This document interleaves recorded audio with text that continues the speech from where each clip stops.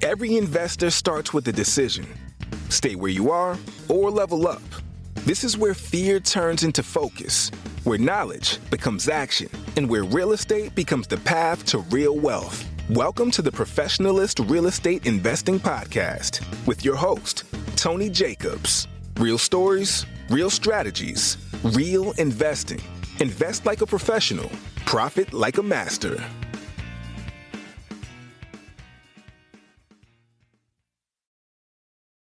Welcome, everybody, to the Professionalist Real Estate Investing Podcast. Today's guest is known across the industry as the mad scientist of multifamily, Neil Bawa, a technologist, data expert, and commercial real estate investor who has helped and build and optimize $500 million in multifamily portfolio and helping over 1,000 investors. How are you doing today, Neil? Fantastic, Tony. How are you? I'm doing great, Neil, before you got to be known as the mad scientist in the multifamily, what originally got you into real estate investing? Well, I think most people get started in real estate with a fix or flip or, a single family rental, and I did it in reverse. So I'm a technologist, computer science degree, big fat tech job, in California. And I was earning the big fat tech salary, but I was paying almost 50% of my salary to the man. And that was very, very frustrating. And so in 2003, I was very excited when the CEO of my company came in and said, we're not going to be, renting anymore. Let's build our own campus. We have cash. We don't need investors. Let's build our own campus. And we built from scratch a 27,000 square foot custom campus for our technology and healthcare education business. And it was an incredible experience. We wasted a great deal of money. I remember I made one mistake that cost us $800,000, but there were no investors. There were no banks. It was just, cash. And we learned a lot. It was an incredible experience. And at the end of it, when all was said and done, it was an incredible boon to our business. No one else could compete with us because we had built a custom campus that was exactly perfect for our needs. And personally, for myself, I was delighted that because, we were doing so well as a business, my income was going up, but my take-home salary was also going up because I was a small partner in that building. And all of a sudden, I was starting to see these amazing benefits of something known as depreciation. And I don't know what depreciation was. I was a tech guy. And like, what the heck is this depreciation? I remember saying to somebody before I understood that depreciation is legal, I remember saying, I think real estate is the greatest legal tax scam in America, right? Now I understand why you have to take depreciation, why it makes sense. And, depreciation is not just a real estate thing. It's a tax code thing. But back then I was just floored by the fact that I was simultaneously able to make more money and pay less in taxes by building real estate. So we ended up building improving another 4 or 5 campuses over a number of years. And by the time we got to the real estate crash in 2009, I had collected a lot of money because I was paying less in taxes. And so I was absolutely ready to go and start my single family career, which started in 2008, and sort of move into multifamily, which started in 2010 and 11. Wow, that's amazing to have from the turnaround from the campus. And wow, that is not your typical way to get into real estate, everybody, right there. No. Neil, that is not the typical way.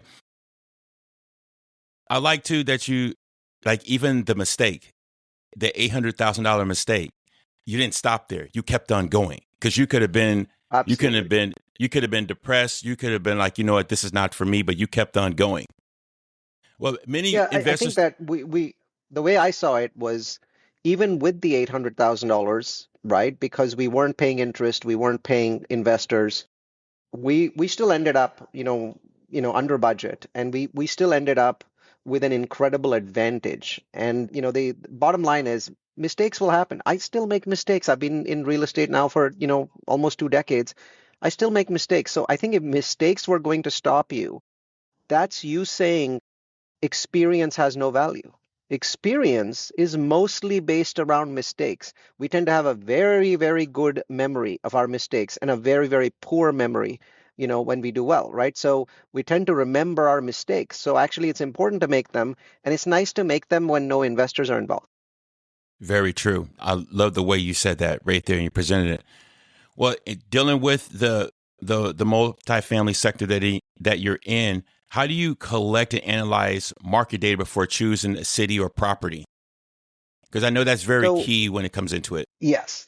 So that's what I'm known for. So, there's tens of thousands of people that have used our market data in the last, more than a decade now. And it all started in 2009 or 2008. So 2008 happens, real estate's crashing, all the buzz is negative, and I'm like, so far, real estate's done great things for me, but everyone right now is saying you would be the biggest fool in the world to buy real estate.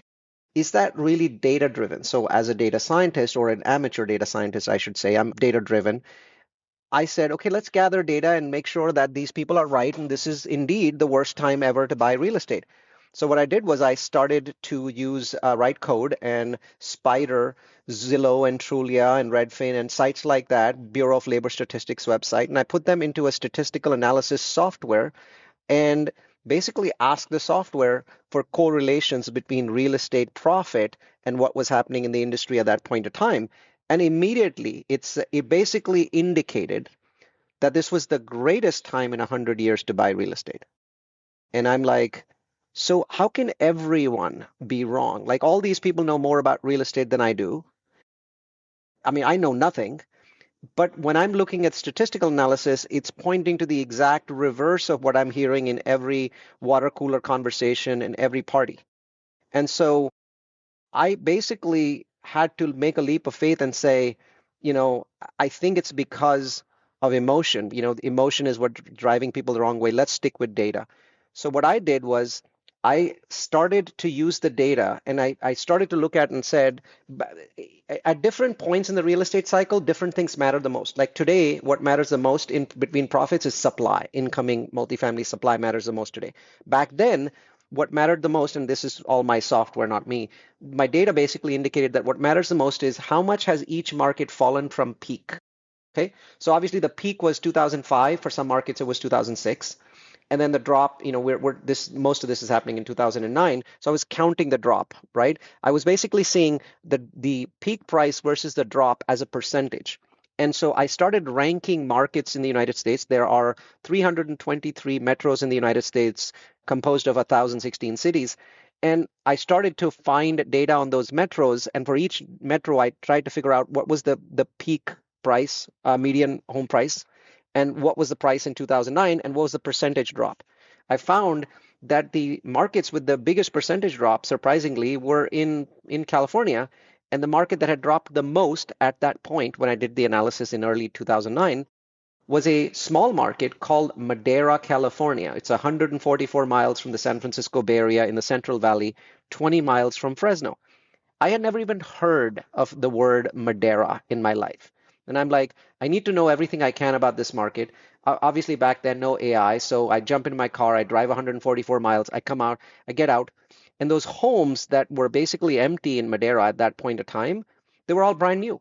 And I'm like, how can a city like this, which has great growth, so the good job growth, good population growth, how can there be 5 or 10,000 empty brand new homes? And basically, I went to a broker, and the broker basically explained it to me. And he said, look, there's a lot of farm workers around Madera, around Fresno and Madera. And in 2005, all those people bought these single family homes using stated income, where every farm worker had a $300,000 stated income. And now they're all gone, right? They know that these homes are not worth it, so they're all gone. So now you have entire streets of beautiful Kaufman and Broad 4-bedroom homes that are empty and that have never been occupied. Nobody's actually occupied these homes. So I'm like, okay, how much are they for? And he said, I think I can get them for you between 90 and 100,000. And I said, that's absurd. How much does it cost to build them? And he said 240, 250. So that's like a 70% drop. And so my software indicated that if the drop is more than 30%, you should buy everything you possibly can, because eventually, because of inflation, that price will come back. But this was a 60, 70% drop, right? And I'm just a little stunned at that, right? 65, 70% drop. So I asked him, so why isn't everyone buying? Like, why don't you have a line outside your door to buy these homes? And he said, because we can't rent them. And I said, okay. So essentially, I'd have to basically burn, money paying property taxes and things like that. He said, yes. And everyone's a little bit afraid. So I said, okay, I'm going to see if I can use my technology skills to get rentals. So I got back into my car, drove another 21 miles to Fresno, which is a bigger city.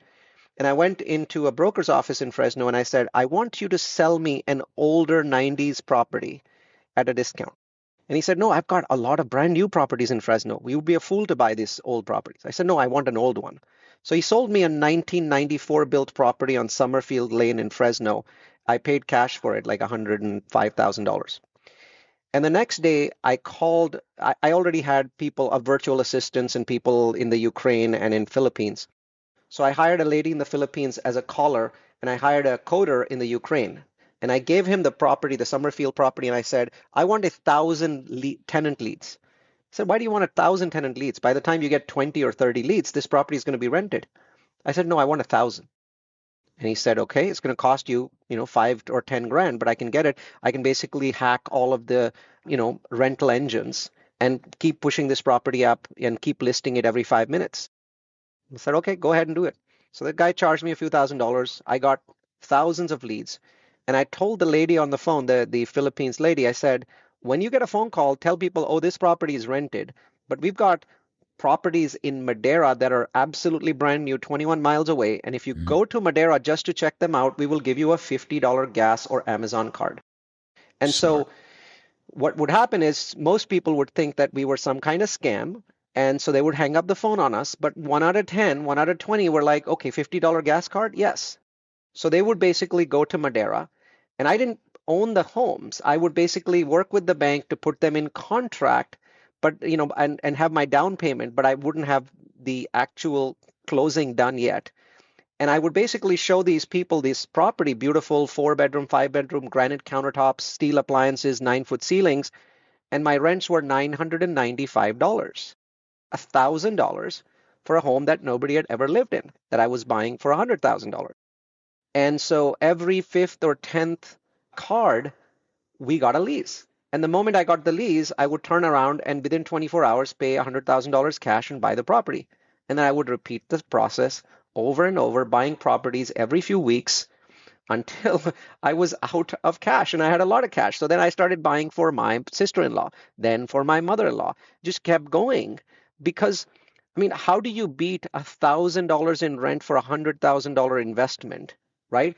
That I know at some point, and I didn't know when, I thought it might take 10 years, is going to be worth more than 240,000 because that's what it costs to make it, right? So I knew that at some point it'd be 240,000. I didn't know that in 5 years it'd be back there. Now they're all worth 400,000 or 500,000. Bottom line is, it was all about data. It was me saying, I'm up against the world. Everybody who's smart, whose experience is telling me that I'm the biggest idiot in the world. But the mathematics of it says that if you are getting 1% in rent, today my rents are 3,000, by the way. Back then I was doing 995. Then how do I lose from a math perspective? I lost a lot of friends because I would basically go and tell them what I was doing. And without looking at the math or my Excel spreadsheets, they would tell me that I'm an idiot. So I became so frustrated with that, with repeatedly people telling me I'm an idiot, that I decided I'm going to start a meetup group of data people, real estate data people. So I was running a beautiful campus. It had large classrooms and conference rooms. So I went to the meetup website, created a meetup call around real estate data science, 2009 or 2010. And people started coming into my meetup and I started showing them what I was doing. And because I was in Silicon Valley, a lot of the guys coming in were from Apple and HP and LinkedIn and Facebook. And these guys were making the same kind of money that I was making. And these are all tech people talking with each other. So it became a rather famous meetup with a huge number of tech geeks and dorks and that were all code writing professionals that would show up in the meetup. A year after we started, there would be 100 people in the room, standing room only. And we would basically go and rank cities and we would publish our data and people would take that stuff. I mean, there were other guys who did much better than me. I stopped after a dozen properties, but I remember one guy from Apple that bought like 65 of them, right? And so all these tech guys were understanding each other, and we didn't want to tell the rest of the world what we were doing. We would just go out and buy properties every week, like 1 a week, 2 a week, 3 a week. At one point in the group, I think we bought 7 properties in the same week. And all of that based on data science, all of that based on what the data was telling us. Because if we listened to anybody else out there, we would stop, we would lose our nerve, right? Yeah. Because out there, the world was ending for real estate, right? And we are buying everything that we can get our hands on. So it was a crazy time, 2009, 10, 11. I was a fool. I stopped in 2012. I should have kept going, right? But you know what happens? The price, you're buying at 90,000, then you're buying at 100, then you're buying at 110. At some point, you think, well, 120 is too much. But those properties are worth $500,000 now. I was such an idiot. Oh, wow. There's so much to take into that. At least you didn't listen to everybody. You did your own due diligence. You did your own research, because if you listened to them, you wouldn't be in the position you are today. That's first key. And I like that you depended on yourself to get into properties, even going as far as where you're at in San Francisco all the way down to the Fresno that Madera area. And that's a great idea. All right, hey, if you go down there, I'll give you a $50 gas card. I know you can do that nowadays on the phone. That's people. It's like that's a straight scam. But at least you was getting some activity to get you where you are today. That's a beautiful thing right there, Neil.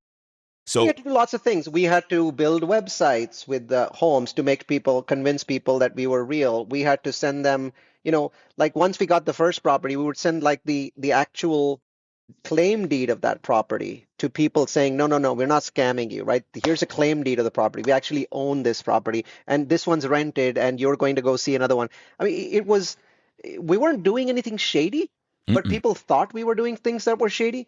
And so it took a lot of effort to get it done. But the wins were incredible, right? Absolutely incredible wins. And then after that, I didn't stop. I started buying duplexes. I bought triplexes. I bought sevenplexes. And then from seven, I jumped all the way to 237 units. Wow. That is amazing right there. Everybody listening, do whatever you do in real estate, do not stop. This Neil is a proven fact right here. Now, Neil, when it comes to mistakes, what mistakes do investors make when interpreting the real estate data? Because I know there's some there they go about different I'll ways. just tell you all of many of mine, right? So one of the key mistakes that people make, and I think that in some ways, and I wouldn't call it a mistake, but you have to put more emphasis on this than on other data that you're looking at. So we looked at lots of different data. I think that people don't fully understand the impact of supply. Let's say you're buying a single family rental and it is in a market called Austin, one of the best known markets in the US for real estate investing. Great market, absolutely incredible population growth, job growth, fantastic numbers. Like, I mean, most people would love to invest in Austin. But today in 2026, rents in Austin are negative. In the last 12 months, I think they dropped somewhere around 5.5%. Even though in the last 12 months, the population in Austin grew and the job growth is still fantastic.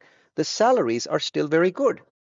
So you might go, wow, this sounds like an incredible city to invest in. I would think that it would be plus 5%, not minus 5%.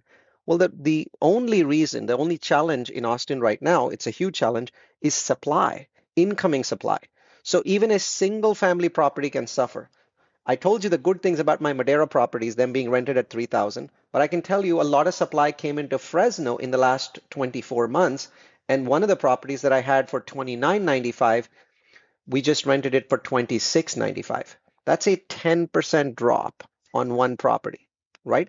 And so the key aspect that you have to understand is supply. And you might say, do I need to apply, you're talking about multifamily supply, right? Yeah, these, big properties, 200, 300 units that are coming in brand new that are being built.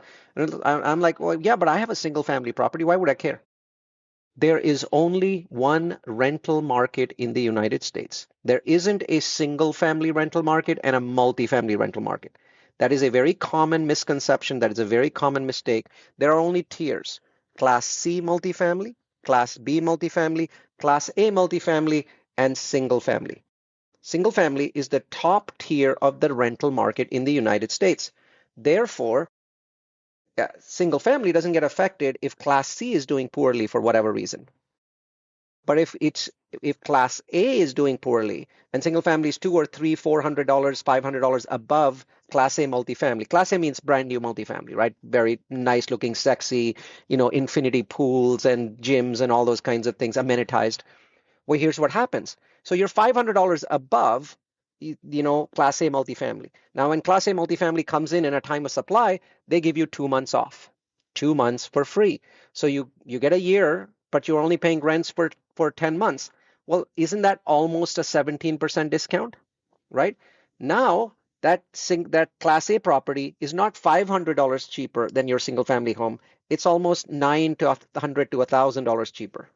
When that happens, that 2 month drop that they had in their rents, it affects single family. It pulls single family down, right? Because some of the people that are there are like, well, yeah, this single family is like almost $900 more. I'll just go live in a beautiful Class A apartment, it looks sexy, it's brand new. I'll just live there for a couple of years and then we'll go back to single family later.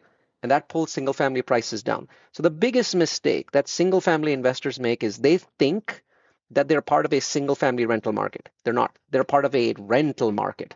And if you don't understand the supply that's coming into your marketplace, you're going to make a big mistake as a single family landlord. Of course, as a multifamily landlord, that should be your bread and butter. How do you find this data? Because you're a single family guy. How do you pay $30,000 for CoStar? You don't pay anything for CoStar. Most agents, most brokers have access to CoStar at discounted rates. You go to them, you find a multifamily property that is the closest property to the single family that you're buying. Find the address, easy to find, right? Just drive there, write down the address, call the broker and say, through your contacts, can you get me access to the CoStar report for this property? In a few minutes or few hours, a very long report will come to you.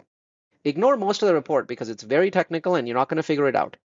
The part that you want is the very first page, which has 4 numbers at the top and a page-long description. The description is in plain English.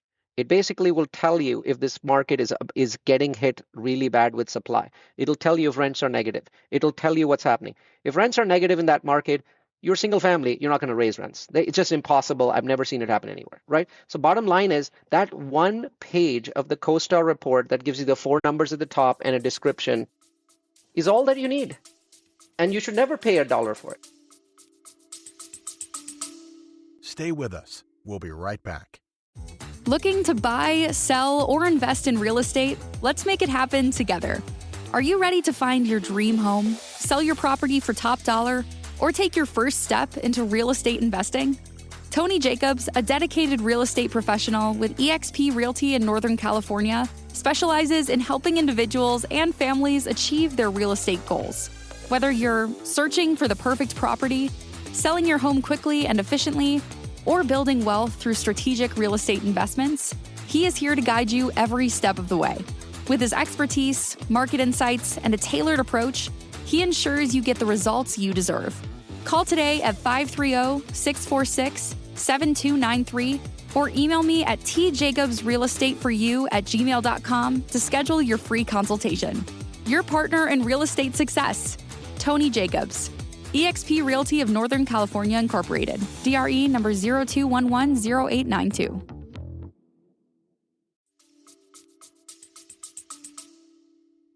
That's great. So everybody, if you have a real estate agent or a broker, CoStar, that is it right there. I was going to ask you what different avenues can a person get the data from, but I even wrote it down myself because that's amazing right there.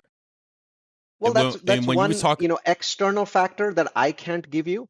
There are 5 internal factors that I can give you, right? So when you're choosing where to buy, what city, there are 5 factors that you can get access to for free that you should consider.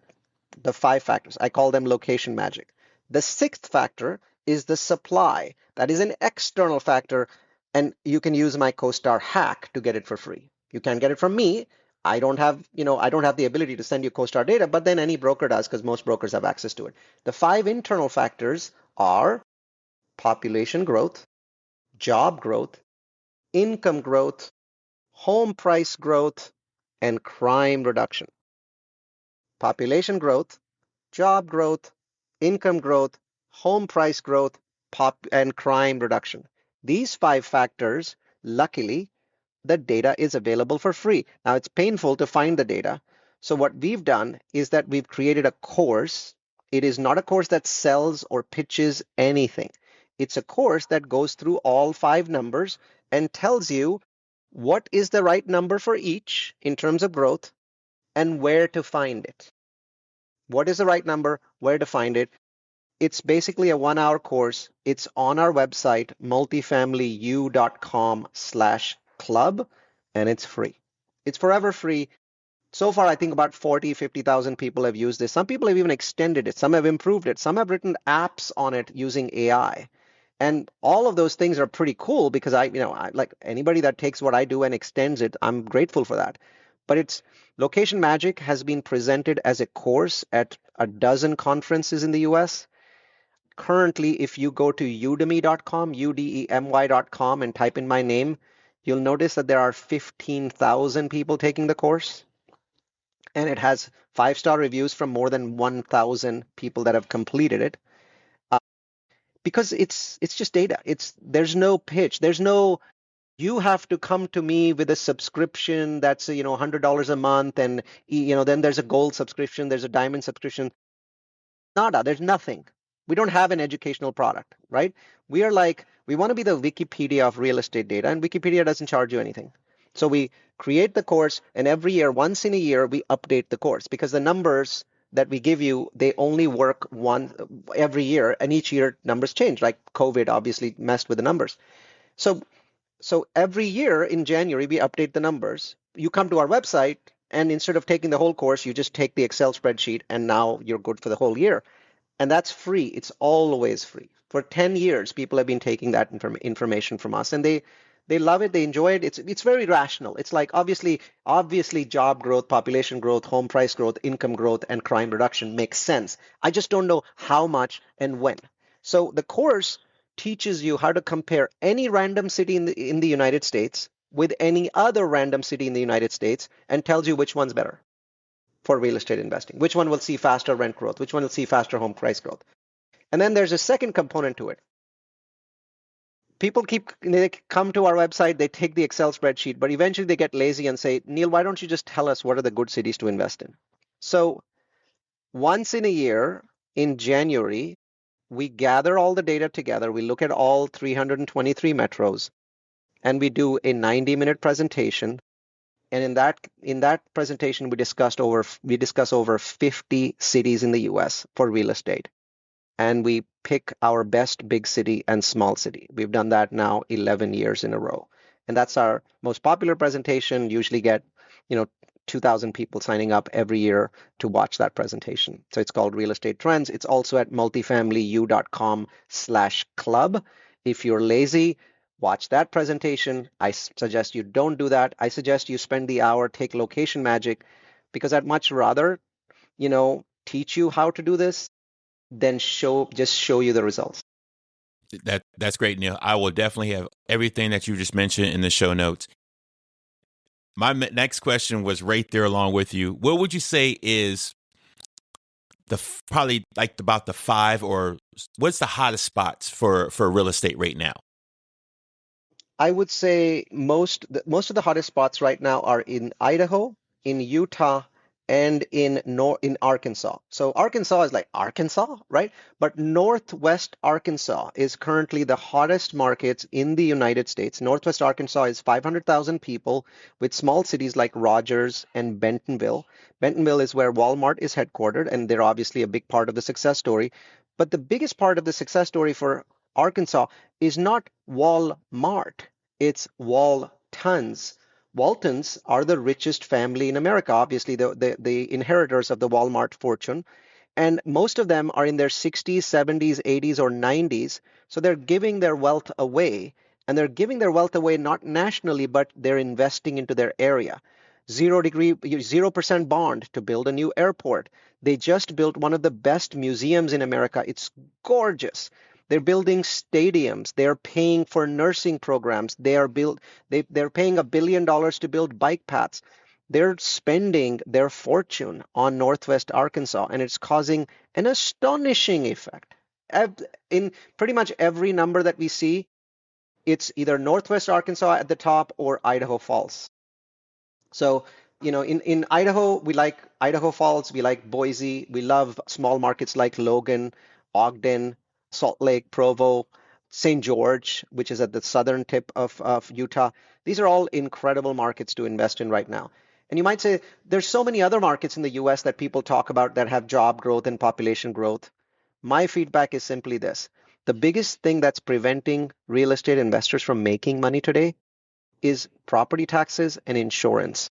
So please focus on markets where property taxes and insurance are low, right? That's the bottom line. You need low property taxes, low insurance, and a lot of the markets that are doing well, booming, like Texas markets are booming, have very high property taxes and very high insurance, and that kills your profit. Yes, it does. Yes, it does. I like everything that you said about Arkansas, and especially with the Walton family, because I can't try to remember. I lived in Kansas, so it was right there, Kansas, and we call it we call it drive there. Yeah, we call it Arkansas in Kansas, and I told people I was shopping at Walmart before there was even any here in California.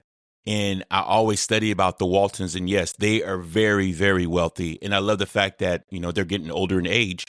They're distributing the money out. I didn't know anything about the medical part there also in brand new airport. Like, that's beautiful. That's a beautiful. Yeah, I think it's a good thing that they're doing that. And obviously, Walmart had a mandate. I think they did it 2 or 3 years ago, where they said to all of their mid-level executives, you need to move to Bentonville or leave Walmart. And so they had to build basically housing for tens of thousands of mid-level managers and their families. Wow. Okay. They did a mandate. People had to move or they had to leave Walmart. Either you stay or you go. Okay, that's great. So I've always, when I talked to my friend Marcus, when we talked about, this is a question that I would love to ask you right here is, what's the difference between, because we talked about multifamily, a good multifamily to a great multifamily? We're trying to establish what's the difference could be. Well, I think the great multifamily is one that checks off all the boxes that I just gave you. So firstly, the 5 boxes that I gave you plus the supply, that's the city level, right? So you pick the right city, you use the 5 metrics, you use the supply metric, you maybe you're going to a market like Raleigh or Northwest Arkansas. So you pick the market. So first, a great multifamily is in a city that has all the right, metrics. The second part of it is a great multifamily is a property that previously, before you bought it, I'm assuming you're not building one. Previously, before you bought it, it was already over the last year or 2 years or 3 years, the market leader in its market. Okay? One of the things that you should never assume is that somehow I am so amazing, I'm Midas, that if I touch this property, it will turn into gold. That doesn't work. Either the property is already gold or it's a turd and then you're touching a turd. So one of the best things that you can do is if you are indeed buying a multifamily, I don't care if it's 4 units, 5 units is the smallest multifamily in America, by the way. 1, 2, 3, and 4 units are all single family or considered single family, right? So I'm assuming that when you're asking this question, it's at least 5 units. Could be 200. I buy 200 units. But 5 units and 200 units, all of them are likely to be listed on CoStar. Now, CoStar often doesn't have very small properties, so I'm just going to assume that you're buying maybe something that's 20 or 50 units, okay? Because you asked the question from a multifamily perspective. Those are going to be listed. And so what I want you to check to see is, how is this property doing versus all of its competitors? When you get a CoStar report for a property, there are pages that basically say, when it comes to rents, how has this property done versus its comp set? Right? You don't want to compare an 80s property to one that's built yesterday. A comp set are properties on the same page that are like this property. Maybe this is an 80s property and they're also 80s properties. Maybe this is a property with 700 square foot single, 1 bedrooms, and those also have 700 square foot 1 bedrooms. CoStar does all the work for you. It creates a comp set. Now, I want to know, where is your property in the comp set? Now, The worst thing that you should do is buy the property that is the lowest in the comp set because you're like, well, this is the cheapest, I can get the rents up. No, it's cheapest for a reason. Don't buy that one. So what you really want to do is you want to buy properties that are sort of in the top 1/3 of the comp set, maybe not, number one in the comp set, but maybe number two in the comp set, number three, number four, but not number 5, 6, 7. So you want the properties that people like, that people love living in. Same thing, so that's rents. Another page shows vacancy. You want a property that has lower vacancy than its market comp set. CoStar shows you a very nice graph. Just if you know how to read a graph, you're good. In the same way, it'll show you other things about the properties. So what CoStar does, it's an analytics software, is basically tells you, do people like living at this property? I would highly suggest you buy properties that people already like living at. Don't consider yourself to be the messiah that comes in and improves the property. That's great. That's great. And I like how you said, it's either going to be great, it's going to be beautiful, because the looking at the properties is going to be key and vital. I tell people, do not go what you see online. Go physically to the place. No matter if it's a house, duplex, triplex, fourplex, multifamily, you need to see it, because we was in that era, especially around COVID time, but everything was basically sight unseen. People were buying property left and right. And then they were coming to some devastation. And I was like, well, no, that's not a good thing to do. You need to physically see it with your own two eyes to know what you're going to deal with and how, if you want to invest in it or not. Yeah. Well, Neil, Go ahead. Yes. No, for someone I just wanted to agree with you. Okay. So for someone who wants to start, raising capital for multifamily deals, what advice would you give them? Understand that you never get a perfect market. You either get a market where every investor is ready to invest, and if you get that market is too expensive. You're buying at the peak. Or you get a market where people are afraid and you get a discount. So in 2022, raising money was the easiest thing in the world. People who had never raised money were raising 10, 20, 30, $50 million. Okay? Because every investor believed that multifamily was magic. Actually, it was the peak. Today, multifamily prices are down 20%, 25% on a per unit basis. And very few investors want to invest. I wouldn't say very few, a lot less investors want to invest. But today you're getting a price that's 20, 25% down from what it was at peak. So it's not a bad investment. It's certainly better than before. So there should be more people willing to invest today, not less, correct? If there were 1,000 people willing to invest when the property was at its peak, and now everybody knows that, today, you're 15, 20, 25, some markets 30% below peak. And instead of 1,000 people, there's 200 people. But these 200 people are the right people for you to focus on to raise money, because these people have the right mindset. They understand what Warren Buffett said, which is buy when things are cheap and walk away when things are expensive, right? So I think that the Warren Buffett mentality works pretty well today, because multifamily is not a favored or sexy asset class today. It's been hammered down by 3-4 years of high interest rate hikes. But this is when you should buy, right? I wish I could convince more people of that, but luckily enough people are convinced so that I'm continuing to do what I do. Yes. All right. I'm in full agreement, especially with Warren Buffett. I listen to anything that man says. He just gives out gems all the time. So looking at the next 5 to 10 years with the huge push with like AI technology, is just, I tell people, like, even while we're talking right now, AI is getting stronger and stronger like no other. How do you see technology and AI transforming commercial real estate investing? I think what technology does, and what AI does particularly, is it gives people access to insights. It doesn't give people access to data. We've had data access. The technological revolution happened in the 80s, 90s, 2000s, 2010s, 2020s.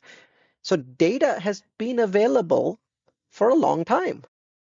What AI does is gives you access to insights if you ask the right questions. I am still finding that people in real estate are not asking questions that are very in-depth.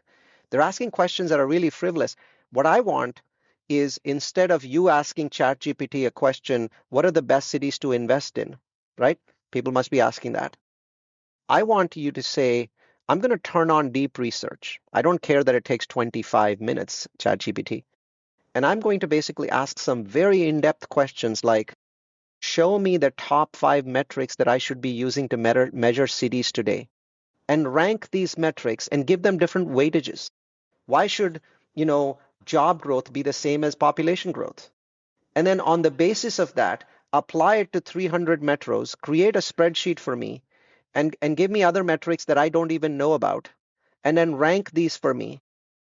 And when you're done, the second query should be, okay, now tell me every multifamily property that's been available in these metros in the last 90 days. I want you to make AI do so much work that it starts to gasp and it starts to catch its breath. Do you care? It's still $20 a month. Why are you asking base level, surface level questions when the whole point is to push AI to its limits? And it has a very high limit. Yes. And I'm glad you said that. So I do tell that to people when it comes to talking to AI. You have to don't give it the basic, like you said, what's the top 5 areas in to real estate invest. No, you need to talk to it in depth, because the more in depth, the more information you get. And then sometimes compare, like you was talking about open ChatGPT. I sometimes go from there and then I go to Claude. Claude, I consider it's like ChatGPT on steroids. You get that same question and see the difference between both of them, from ChatGPT and Claude, and then go from both of theirs and see what's going to be more beneficial for you. Because the more information of that question you have, the more information you're going to have as that answer. Okay. Well, Neil, it was an honor and a pleasure having you on today. I'm going to make sure all these gems and everything in the show notes is on. What's the best way for people to get in contact with you? I think the best way is first to learn. I don't think that you should just come in and invest with us because you like what I said. I think you should watch. You should take your time. multifamilyu.com/club. Don't forget the U. A lot of people are like multifamily.com. No, multifamilyu, university, u.com/club is our free club for people that are interested in data, for people that are interested in learning, people that just want to understand more. And maybe some of you are ready to invest, but the vast majority are there for learning, right? Remember, we have 70,000 people in our database. 1,350 are investors. That's not even 2%. The rest are just there to learn, and we welcome you. We welcome you to multifamilyu.com/club. You will see location magic there. You'll see our famous real estate trends presentation. You'll see dozens of other presentations. And they're all 50, 60, 70, 100 slides with data, charts, actionable items, aha moments. That's the best place to get started. And maybe one day we'll invest together. Great. Thank you, Neil. It's an honor and pleasure having you on. I will make sure everything is down for everyone, for anyone to get in contact with you. Everybody out there in the world, please subscribe to the Professional Real Estate Investing Podcast on all platforms. And I'll make sure that all Neil's information for you, if you want to be part of his multifamily family in real estate investing, that it's in the show notes. Rather than that, everybody else have a great and blessed day.